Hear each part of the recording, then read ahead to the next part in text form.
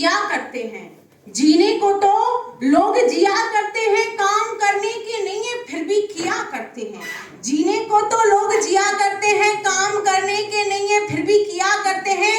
अरे कुछ लोग मर जाते हैं मरने से पहले, कुछ लोग मर जाते हैं मरने से पहले, लेकिन कुछ लोग ऐसे होते हैं जो मरने के बाद भी जिया करते हैं। मान्यवर स्वामी विवेकानंद की पंक्तियों के साथ मैं अपने विषय की शुरुआत करती हूँ। विवेकानंद जी ने कहा है कि प्रकृति हमारी शिक्षिका है, यानी कि हम जिस वातावरण में जी रहे हैं वह हमें सब कुछ सिखा देता है। इसी संदर्भ में रविंद्रनाथ टैगोर ने भी कहा है, जो प्रकृति से प्यार करता है वो मानवता से भी प्यार करता है। आदरणीय अध्यक्ष महोदय, निर्णायक मंडल, सम्मानित मंच एवं प्रबुद्ध श्रोताओं, आप सभी को मेरा नमन एवं नूतन वर्ष 2025 की पावन बेला के शुभ आगमन पर एक नए संकल्प के साथ में नए वर्ष का हार्दिक स्वागत एवं अभिनंदन। मान्यवर, आज मैं अपने विषय के पक्ष में विचार प्रस्तुत करने हेतु सभा में उपस्थित हूँ। जैसा कि पर्यावरण का अर्थ तो आपके बीच में सभी लोग बता रहे हैं, आप जानते भी हैं पर्यावरण के अर्थ को, लेकिन मैंने पर्यावरण को अपने तरीके से, अपने रूप से परिभाषित करने का एक छोटा सा प्रयास किया है।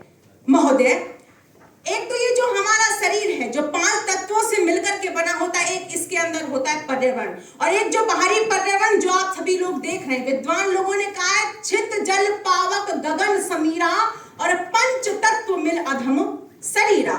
विद्वान लोगों, पृथ्वी वायु जल अग्नि आकाश, इन सभी से मिलकर के बना होता है हमारा वातावरण, और इन्हीं सभी से मिलकर के बना होता है हमारा शरीर। लेकिन मैं आपसे पूछना चाहती हूँ, आज इसको दूषित करने वाला, प्रदूषित करने वाला आखिर है कौन? तो वो है केवल और केवल नागरिक। महोदय, प्राकृतिक आपदाओं का ऐसा कहर है, प्राकृतिक आपदाओं का ऐसा कहर है, प्रदूषण में दम तोड़ता हर शहर है। प्राकृतिक आपदाओं का ऐसा कहर है, प्रदूषण में दम तोड़ता हर शहर है, और इसका दोष हम किसी और को नहीं दे सकते, क्योंकि हमने ही मिलाया हवा और पानी में जहर है। महोदय, मैं आपसे फिर पूछना चाहती हूँ, लोग कहते हैं कि जल ही जीवन है, जल ही जीवन का आधार है, परंतु गंगा यमुना जैसी पावन नदियां आज दूषित ही नहीं बल्कि विषैली हो चुकी हैं। इनको दूषित करने का काम कोई अन्य देवलों का देवता जिम्मेदार है? नहीं, इनको केवल और केवल दूषित करने वाला है मानव। मैं आपको एक बात और बता देना चाहती हूँ, एक और तो हिंदू धर्म में रहने वाला नागरिक जो पेड़ों को भगवान के रूप में पूजता है, वहीं दूसरी ओर वही नागरिक उसी भगवान को जड़ से खत्म कर रहा है। अरे मुझे कहते हुए भी शर्म आती है इस बात को।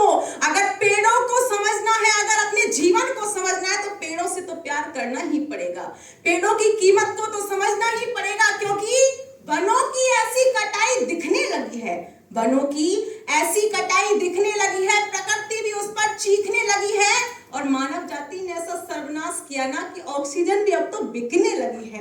मान्यवर, मैं आपसे फिर दोबारा पूछना चाहती हूँ, लोग कहते हैं कि धरती स्वर्ग से भी ज्यादा सुंदर है, परंतु क्या ये वही धरती है जिसे प्रभु ने हमें सौंपा था? नहीं, यह हमें समझना पड़ेगा, क्योंकि ये प्रकृति जो निःशुल्क चराचर जीवों के लिए ऑक्सीजन बिल्कुल निःशुल्क प्रदान करता है, परंतु इसकी कीमत को मानव नहीं समझ पा रहा है, मनुष्य इसकी कीमत को नहीं समझ पा रहा है। अगर इसकी कीमत को समझना है तो अस्पताल में पड़े हुए उस मरीज से पूछो जिसकी सांसों को चलाने के लिए न जाने प्रतिदिन कितने रुपए के ऑक्सीजन सिलेंडर को खत्म होना पड़ता है।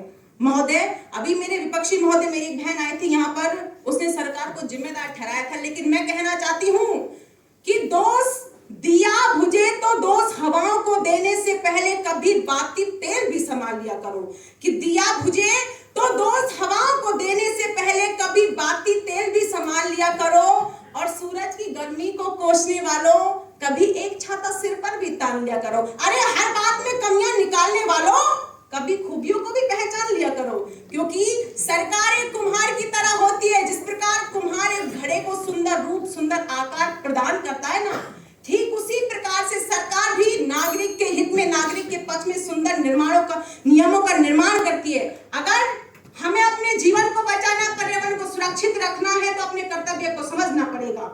अंततः मैं बस यही कहना चाहूंगी कि हमें सरकार द्वारा बनाए गए नियमों को आगे तक ले जाना, स्वच्छ भारत मिशन को बढ़ावा देना है, पर्यावरण का रक्षण करना है, ज्यादा से ज्यादा पेड़ लगाने हैं, और जल और जीवन बिजली को तो बचाना ही बचाना है। अंततः बस 2 लाइनें मेरी तरफ से कि चलती रहूंगी पथ पर मैं, चलती रहूंगी पथ पर, मैं चलने में माहिर बन जाऊंगी, या तो मंजिल मिल जाएगी या अच्छी मुसाफिर बन जाऊंगी। धन्यवाद।